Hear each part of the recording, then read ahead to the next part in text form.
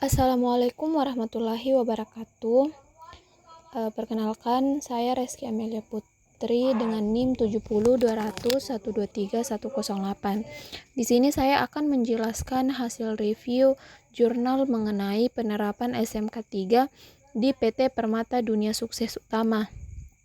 Nah, jurnal ini berjudul Penerapan Sistem Manajemen Keselamatan dan Kesehatan Kerja berdasarkan SMK 3 PP 50 tahun 2012 166 kriteria pada pabrik gula rafinasi di PT Permata Dunia Sukses Utama, yang mana ini ditulis oleh Ahmad Haid, Aliyumni Bek Nasar, dan tim pada tahun 2024. PT ini merupakan perusahaan yang bergerak di bidang produksi gula rafinasi yang berada di kota Cilegon, Banten. Nah, perusahaan ini memproduksi gula untuk kebutuhan industri makanan, farmasi, dan industri yang lain. Dalam proses produksinya, terdapat beberapa tahapan seperti penggilingan, pemurnian, penguapan, pemasakan, pemutaran gula, hingga pengemasan.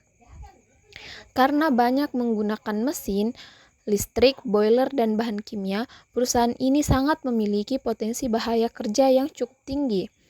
Nah, tujuan dari penelitian dalam jurnal ini adalah untuk mengetahui bagaimana penerapan SMK 3 di perusahaan berdasarkan PP nomor 50 tahun 2012 dengan total 166 kriteria penilaian. Pada penelitian ini, mereka menggunakan metode mixed method atau gabungan kuantitatif dan kualitatif melalui wawancara, observasi, dan checklist penilaian SMK 3. Hasil penelitian menunjukkan bahwa penerapan SMK 3 di PT Permata Dunia Sukses Utama ini sudah sangat baik. Perusahaan bahkan mencapai 162 kriteria dari total 166 kriteria dengan persentase sebesar 97,5%. Ini termasuk dalam kategori memuaskan. Nah, penilaian ini meliputi 5 prinsip utama SMK 3, yaitu komitmen dan kebijakan K3, perencanaan K3, pelaksanaan K3, evaluasi dan pemantauan K3, serta tinjauan ulang manajemen. Pada bagian komitmen dan kebijakan K3, perusahaan sudah sangat memiliki kebijakan tertulis yang ditandatangani pemimpin tertinggi perusahaan. Kebijakan tersebut kemudian disosialisasikan melalui safety induction, pelatihan, pemasangan poster K3, dan rapat rutin. Bahkan perusahaan juga rutin melakukan rapat P2K3 untuk membahas mengenai keselamatan kerja.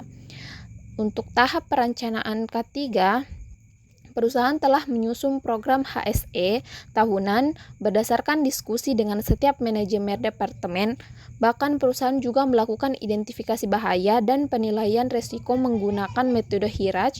Selain itu, mereka juga menggunakan SOP kerja, instruksi kerja, dan pengendalian kontraktor terkait keselamatan kerja. Di tahap pelaksanaan K3, perusahaan telah menyediakan alat pelindung diri atau APD, sistem izin kerja, pelatihan pemadam kebakaran, simulasi keadaan darurat, pengecekan APAR, serta inspeksi harian. Monitoring dilakukan setiap hari, minggu, dan bulanan agar program K3 berjalan dengan baik. Dan di tahap evaluasi dan pemantauan, perusahaan sudah melakukan pemeriksaan lingkungan kerja seperti pengukuran bahan fisika, kimia, biologi, ergonomi, dan psikologi sesuai dengan Permenker nomor 5 tahun 2018. Hasil evaluasi juga dilaporkan kepada Dinas Tenaga Kerja dan Transmigrasi. Nah, walaupun penerapan SMK 3-nya sudah baik, jurnal ini tetap menemukan beberapa kekurangan. Misalnya masih ada panel listrik yang dapat diakses oleh pekerja yang tidak berwenang dan penggunaan webbing sling yang belum tentu memiliki tanda kelayakan. Hal ini dapat meningkatkan resiko kecelakaan kerja apabila tidak segera diperbaiki. Menurut saya, penerapan SMK 3 di perusahaan ini sudah cukup baik karena perusahaan sudah menunjukkan banyak komitmen yang serius terhadap keselamatan kerja. Tapi perusahaan tetap perlu meningkatkan pengawasan dan pengendalian risiko, terutama untuk area-area listrik dan penggunaan alat kerja, agar kecelakaan kerja dapat semakin diminimalkan. Mungkin itu saja dari saya. Wassalamualaikum warahmatullahi wabarakatuh.